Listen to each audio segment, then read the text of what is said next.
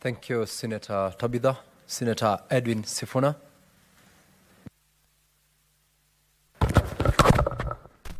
Thank you, Honorable Chair. First of all, allow me to commend members of this committee. As you know, the committee is chaired by a former classmate of mine, Honorable Speaker.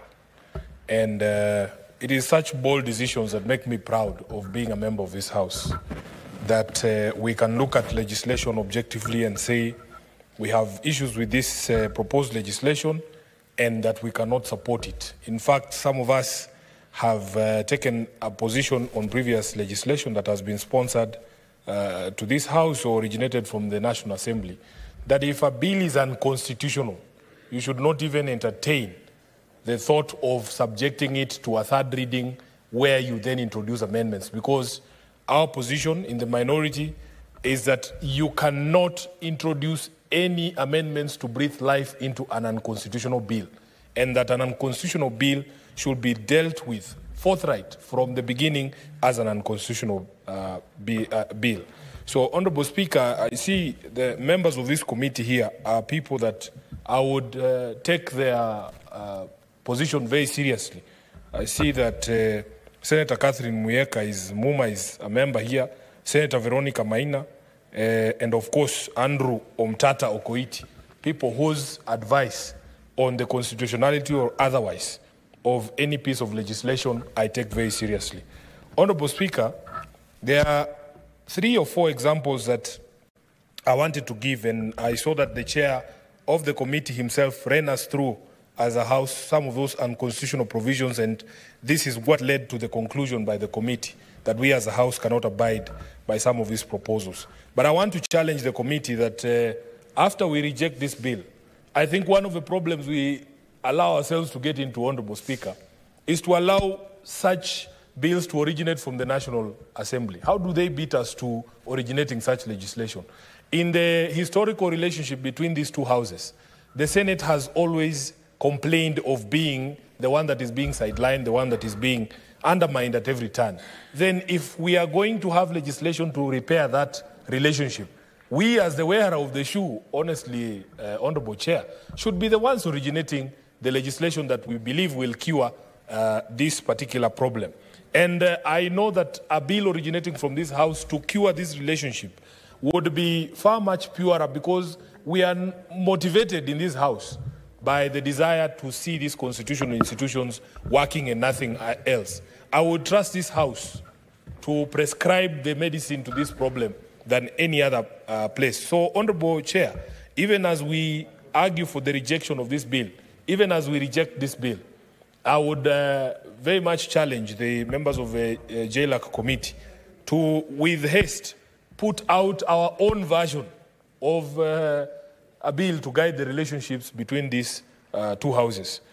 It's unfortunate that the leader of majority is not in the House with us today.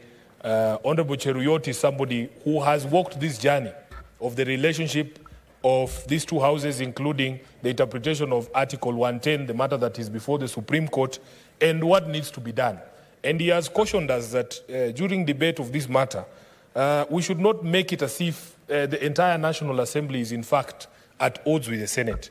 And the best example, Honourable Speaker, was during the debate on the Division of Revenue Bill that was passed by this House, where it was clear that, in fact, it is only a small section of members of the National Assembly who think that everything should be perceived through the lenses of conflict between these two houses.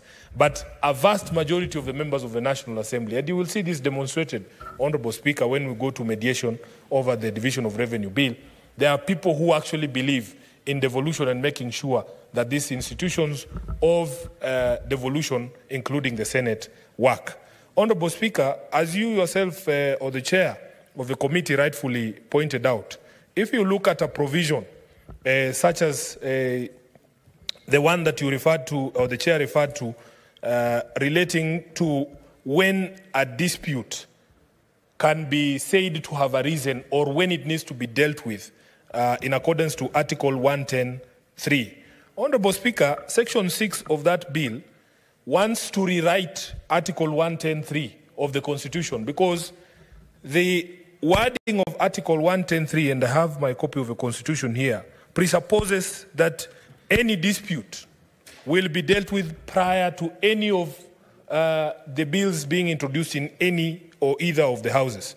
But what Section 6 of the bill proposes to do is to rewrite that to mean a bill can actually go before the House and undergo the first reading, but then to move the time frame at which point we can raise objection to that bill or declare a dispute under Article 110.3 to just before the second reading of the bill. Because, Mr. Speaker, the resolution of those questions needs to happen jointly and in the language of the Constitution under Article 110.3 before either House considers a bill.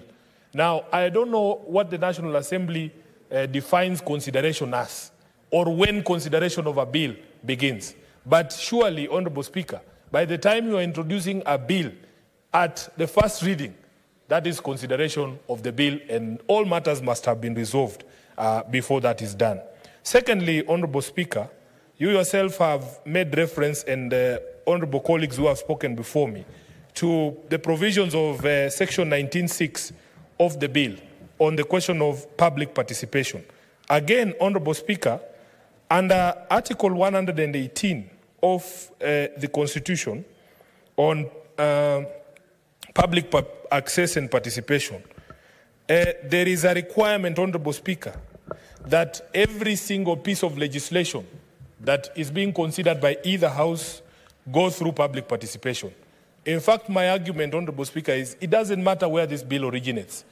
If a bill is introduced into this House from the National Assembly, my thinking is that as far as the Senate is concerned, as far as the Senate as a legislative body is concerned, that is the first time we are interacting with that bill, and therefore a key component of our consideration and passage of that bill is public participation, so that we as a House can never have an excuse to abdicate that responsibility and go through a bill or any proposal before this House without subjecting it to the constitutional requirement of public participation.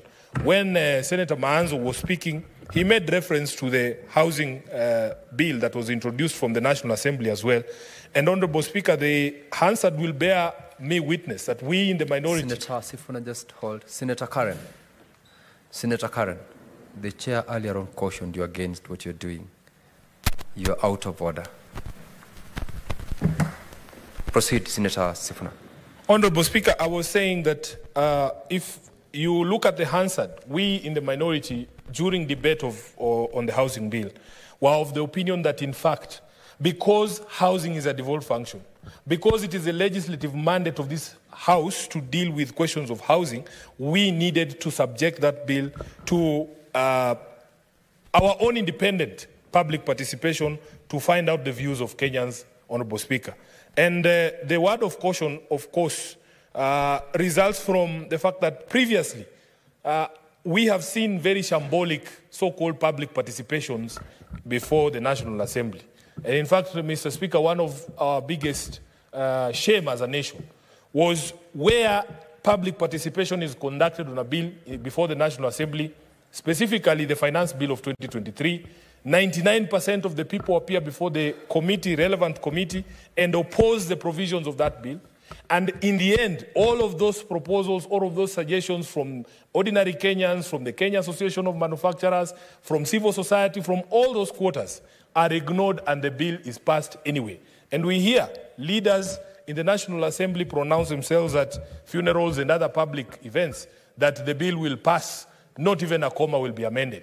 I am happy, Honorable Speaker, that given the noise that we made, especially as members of the opposition or the minority in this House, I am seeing stories in the newspaper that members of the National Assembly now are insisting on being taken through provisions of bills before they vote. I think that is progress, although we have set ourselves an extremely low bar where a member of parliament can admit to passing a bill without reading it. But now that we are reading, I think when we go to the election in 2027, we might have a different story. So public participation, and the courts have spoken on this matter, Honorable Speaker, that it cannot be a cosmetic exercise just to check boxes and say we have complied with the law on public participation. it has to be substantial that the views of the people must reflect in the final document. We as a House and even the National Assembly can never avail ourselves of power to do away with the views of the people on any particular legislation. Honorable Speaker, there is also a very interesting provision under Section 20, subsection 5 and subsection 6 of the bill. And Honorable Speaker, allow me to just read this one out verbatim, because I believe this is meant to intimidate professional staff of the Senate and the National Assembly from actually advising this House to go and avail itself of the options of going to court whenever there is a matter that we believe is not right. And Honorable Speaker, we have enough matters in court to prove that that is also an option that is available for us as a House, because although we are the lawmakers in the land, injustice can also be visited on us, and especially on the Senate as a House. So where, Mr. Speaker, you have a provision of a bill saying under Section 20, subsection 5, that if a court is satisfied that a House of Parliament in an attempt to resolve a dispute has not exhausted all the mechanisms of alternative dispute resolution as contemplated under this section and refers the dispute back for the reason that the House of Parliament has not complied with this section, the expenditure incurred by that House of Parliament in approaching the court shall be regarded as wasteful expenditure. Then it goes on to say under subsection 6 that the cost in respect of wasteful expenditure under subsection 5 shall, in accordance with a prescribed procedure, be recovered without delay from a public or state officer, including a holder of a political office, who caused the House of Parliament not to comply with the requirements of this section. Honorable Speaker, you and I have the privilege of sitting on the Senate Business Committee. You have seen numerous examples of attempts to resolve matters internally that I have failed. Because of various issues, Honorable Speaker, and I can see the Senator Mutinda knows exactly what I'm talking about. It is possible for us to fail to agree internally. And even when attempts are made, there are people who sabotage attempts to resolve matters between the two houses, amicably. So if an officer of the Senate advises the Senate that at the stage at which we are, the only place that we can find a resolution is in the courts, and then they say, oh, by the way, it is Sifuna, as a holder of a political office, as elected member of the SBC, who refused mediation and who said or insisted that we must go to court. And they recover the money from me, Honorable Speaker. This is meant to intimidate people from availing themselves of the option and exercise of a right to approach the courts for dispute resolution. And therefore, on the basis of that, Honorable Speaker, I will be objecting. In fact, today, we received very good news as leaders of political parties. And I am sure even the Secretary Generals of all the other political parties are happy that the High Court has agreed with us that the National Assembly cannot just unilaterally, through a supplementary budget, go and remove all the money that has been allocated to the political parties fund. I am very happy with Justice Muita. He has said that money, once appropriated by the National Assembly, cannot be again reduced through an appropriation act, as happened with the first appropriation act or supplementary budget of September of 2023, that reduced the political parties fund by almost 800 million shillings, Honorable Speaker, when we only had 1.6 billion shillings on that fund. So I am hoping that going forward, I have taken the liberty of sharing that decision with members of the National Assembly, at least those from my party who I know sit on the Justice and Legal Affairs Committee and on the Budget Committee of the National Assembly. They need to take note of what the court has said. One of the most frustrating things, Honorable Speaker, is that at least for us at ODM and with the political parties fund, we have more than enough court orders, Honorable Speaker. We have a court order that I awarded as 6 billion shillings a few years back. It is now 10 billion shillings. Nobody is bothered about honoring that court order. So when we hear people pontificate out there that they are a rule of law government, and yet they have active court orders that they are ignoring, we know these are hypocrites. So on this particular one, Honorable Speaker, I want to support the committee that in fact we cannot have a situation where our members of the Secretariat are threatened with sanction for advising this House to go to court when there is obvious injustice that has been meted on this particular House. Lastly, Honorable Speaker, and this is a matter that Honorable MATIANG'I, the Senator for Nandi, spoke about, on this question of joint sittings. And this is why I have always pleaded with my colleagues in this House that when matters such as this come before us, we must show a united front as senators. When you see a member of the National Assembly disparaging the entire Senate, it includes you. Honorable Speaker, what right does the National Assembly have to say that in a joint sitting we will be subject to the rules or the standing orders of the National Assembly? Yet it is a joint sitting.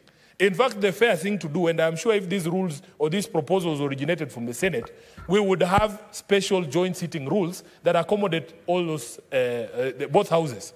Honorable Speaker, as you know, I don't attend those joint sessions because they are chaired by Honorable Moses Wetangula. And if MATIANG'I thinks that, maybe the Speaker of the National to him, I can assure you that when it comes to me as Sifuna, I would even receive harsher punishment. I have seen some people, Honorable Speaker, online, proposing that maybe during the debate of the finance bill, I should go there and grab the budget and the bill, the finance bill, and run away with it like happened in some country in Asia. Those people don't know the Speaker of the National Assembly. I would be expelled from Parliament for 5 years without even thinking. So, Honorable Speaker, we want the same rules that we are used to debate on here in the Senate should be applied during joint sessions, because it essentially means that we as members of the Senate have to start learning the rules of the National Assembly, yet we are not members of the National Assembly. Honorable Speaker, and by the way, those rules are not necessarily too different, but there are some small differences here and there. And I'm sure you have seen even here, members struggling with our own rules here. So imagine subjecting some of these members who just shout point of order for nothing to the rules in the National Assembly. So, Honorable Speaker, to protect the slow learners in the House, the people who are still acclimatizing with the standing orders 2 years down the line, Honorable Speaker, you cannot subject these members to the rules in the National Assembly. They will fare far worse than they have been doing for the past 2 years here. And you can see, Honorable Speaker, that when you speak about bonds, the old people start crying, thinking you are talking about them. I thank you, Mr. Speaker. I oppose this bill. Thank you, Senator Sifuna. Senator Monigi Alex Munye.